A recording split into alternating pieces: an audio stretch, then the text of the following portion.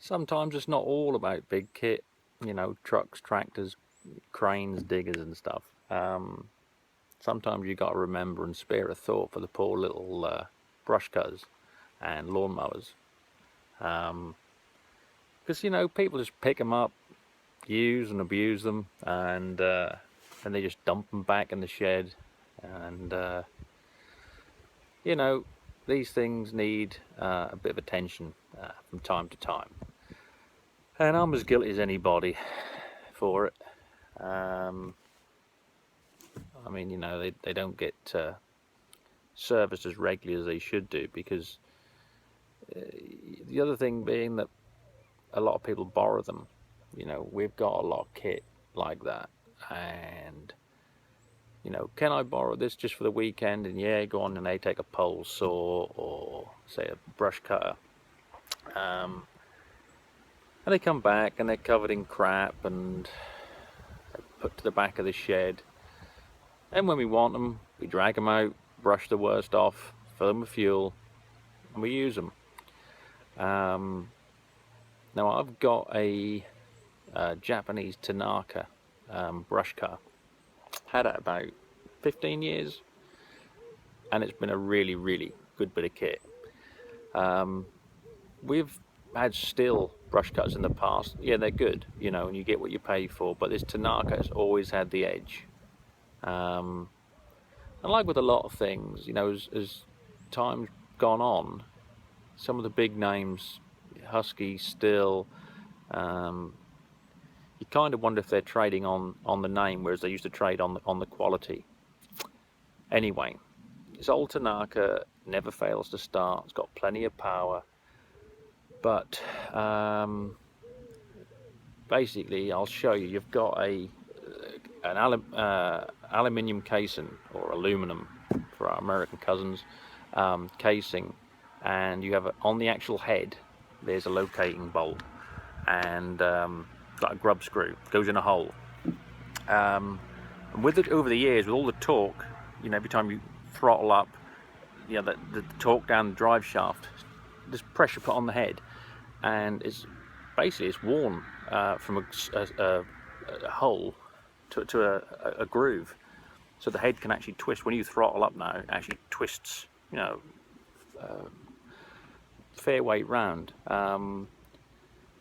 Anyway, as usual, you know, I'll do that, never get round to it. But I've spoken to a good friend of mine who's a wizard with stuff like that, with metal work and whatever, and he's agreed to look at it, and he'll do whatever he needs to do to the outer casing, make another one, build this one up, whatever. But that's not for a fortnight, so in the meantime we need it. So I'm going to have to perform a little bit of a bodge, but needs must. So the plan is for a cheap ass quick fix, just so we can get using this cutter this week, is to fit a Jubilee clip on the shaft here, and then link another one diagonally across on there, just to stop it twisting. As I said, it's not so much that it's not working. I just don't want the situation to deteriorate any further. And then when we got this job finished, I shall send this to a friend of mine. He'll strip it out, and he'll build the shaft back up.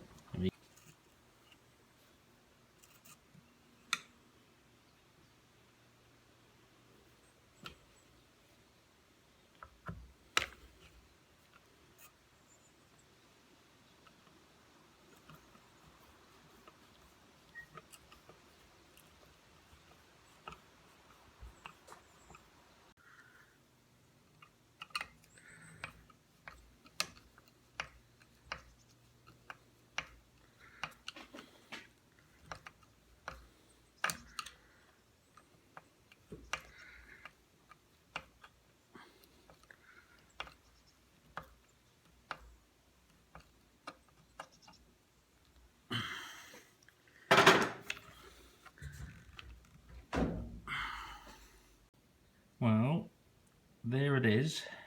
It's a bit of an abortion, but it has stopped it turning.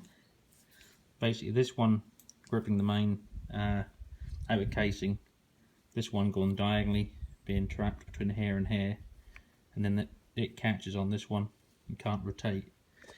Yeah, I know it's a sort of cheap bodge, but as I said, it's just got to do this week, and then I'll send it over to Jamie, and Jamie will do whatever Jamie needs to do with it, and he'll fabricate a new part or whatever. But as I said, it's been a good brush cutter, you know, so it'll be worth spending the time and money on it. Because otherwise, you know, it runs really good and it's got a lot of power. So it should do, hopefully. Okay, just quickly, just to prove you shouldn't always judge a book by its cover. Some time ago, we had quite a big job on, and we basically needed all the brush cutters that we could muster. I had to go on to another job, so that left one spare, but one of the guys working at the other end of the site, he needed a brush cutter as well, so I thought, alright, I'll go and buy another one. We only needed it for this one job, because normally we've got more than enough. Anyway, went and saw a friend of mine who sells this sort of stuff, and you know, he can get still stuff and husky and whatever. And I think at the time the sort of thing we were looking for would have been about £600–700 for the still that we wanted, or whatever, the Husqvarna or whatever. He said, well, if you're only doing one job, I've got these Chinese Mitox. Now, I think they're probably built in one factory and then sold out with various labels on. I mean, if you wanted to import a container load of them, you could probably put, you know, Bill's brush cutters on them if you wanted to. That's what they'd be labelled as. Anyway, so there's this Mitox, and I was like, no, I'm not having no Chinese rubbish, you know. He said, no, they've been quite good. He said, we've got a good reputation with them. He said, people like them. I said, no. He said, they are 250 quid. I was like, right. Now I'm thinking, you know, for one job, £700 or £250. It's only got to last one job. It had to last, like, I don't know, 3 days. If it blew up after that, so what? So I said, all right, let's have a look at one. And this is what we got. So basically, if you can see this is the actual power plant, you know, and then you've got 3, not 1, not 2, but 3 different attachments. So there's the brush cut head we want. It's plenty good enough for what we wanted to do. But you also got this hedge cutter, and you also got a pole saw. And I have to say, it's been fantastic. Now, you know, if we were contracting day in and day out with it, it probably wouldn't have lasted. I'm not saying that, you know, you gotta go still or husky or Tanaka, or, you know. But for light duty, you know, around the property and that, it's fantastic. The only thing I can criticise is on this, there used to be a little lever, plastic lever, and that broke, where you alter the angle when you're cutting a hedge, and that broke off. But that's it. And all we do is we put a pair of mole grips on, undo it, alter the angle, do them back up. That's it. Nothing wrong with the clamp, just the actual lever that was on it. But everyone and their dog wants to borrow this. You know, hey, if you got your brush cutter about, you know, can we use that again?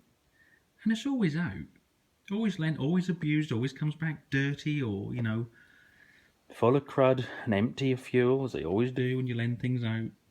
But I have to say, it really has been a remarkable bit of kit. So yeah, it just goes to prove you can't always judge a book by its cover.